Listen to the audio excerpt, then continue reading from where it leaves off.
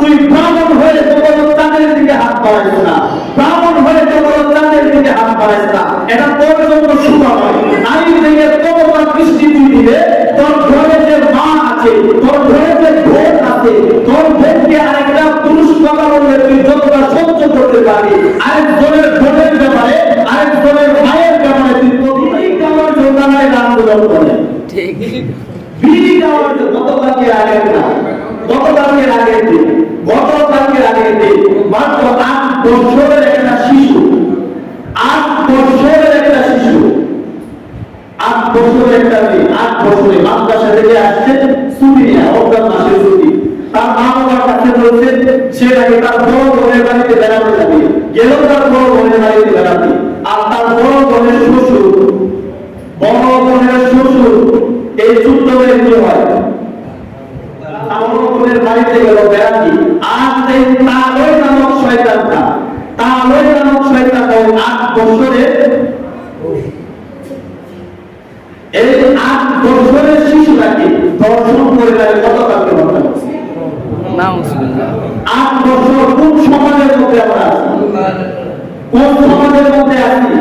যে সমাজটা 1400 বছর আগে ছিল, যে সমাজটাকে মানুষগুলা বলতো জাহিলিয়াতের যুগ, আমি তো বলি ওই সমাজটাকে বর্তমানে 25 সাল চলতেছে, ওইটা হলো জাহিলিয়া। ওই সময় মানুষগুলা পাপ কাজ করতো, জিনা করতো, ঠিক আছে, তবে 8 বছরের শিশুর সাথে না।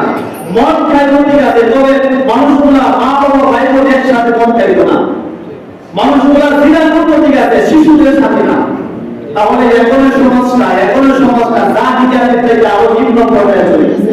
বিচার নাই সমাজের মধ্যে, বিচার নাই।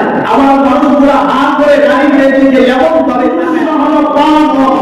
আর নারীরা হলো চাঁদ, আকাশের চাঁদের মতো ক্ষমতা। তুই ব্রাহ্মণ হয়ে চাঁদের দিকে হাত বাড়াইস না, ব্রাহ্মণ হয়ে চাঁদের দিকে হাত বাড়াইস না, এটা তোর জন্য শুভ নয়। নারীর দিকে তোমার দৃষ্টি তুই দিলে তোর ঘরে যে মা আছে, তোর ঘরে যে বোন আছে, তোর বোনকে আরেকটা পুরুষ কথা বললে তুই যতটা সহ্য করতে পারবি, আরেকজনের বোনের ব্যাপারে, আরেকজনের মায়ের ব্যাপারে তুই ততটাই কথা বলিস ঠিক, কারণ সেও আরেকজনের ভাই অথবা বোন। সাহাবী আল্লাহ রাসূলের কাছে এসে বলেছেন, ইয়া রাসূলুল্লাহ, ইয়া হাবিবাল্লাহ, আমার অনুমতি দেন, জিনা করব। ওমর হাত উঠাইতেছে, বস কি এই তরবারি দিয়ে তার গর্দান থেকে মাথাটা আমি দ্বিখণ্ড করে দিব। রাসূল বলে, ও শান্ত হও, দেখি আর কি বলে। সাহাবী আল্লাহ রাসূল বলে, রাসূল আমার একটু অনুমতি দেন, আমি জিনা করতে চাই। রাসূল বলে, ঠিক আছে, তোমার জিনা করার অনুমতি দেব, তুমি জিনা করবা, এর আগে আমাকে একটু প্রশ্নের উত্তর দাও। বলে, কি প্রশ্ন? রাসূল বলেছেন, তুমি যে জিনা করবা, এই জিনাটা যদি তোমার বিবির সাথে আরেকজন পুরুষ হিসাব করে, তোমার কিরকম লাগবে? তখন সাহাবী বলে, আমার জীবন থাকতে তার কোনদিন বাচ্চা থাকার জন্য দেব না। তার মা একবার আলাদা করে ছোট গর্দান দিবে। তখন রাসূল বলে, যদি তোমার বোনের সাথে কেউ জিনা করতে আসে, তখন রাসূল বলে, তাকে হত্যা করে এরপর আর কোনো কিছু খাইব। যদি বলে তোমার মায়ের সঙ্গে কেউ জিনা করতে আসে, তুমি কি করবা? তখন সাহাবী বলে, ইয়া রাসূলুল্লাহ, ইয়া হাবিবাল্লাহ, একমাত্র আল্লাহ ব্যতীত পৃথিবীর কেউ আমার হাত থেকে তাই বাঁচাতে পারবে না।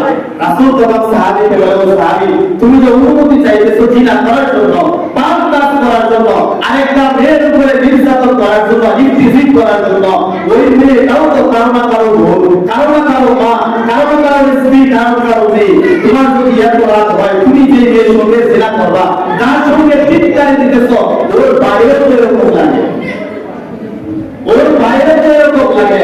এজন্য রাসূল বলেন, খবরদার যুবকেরা। আর এখন ওই নারীরা ছিল, নারীরা এখন তো নিজেদের ইজ্জত নিজেরাই তুলে আনবে।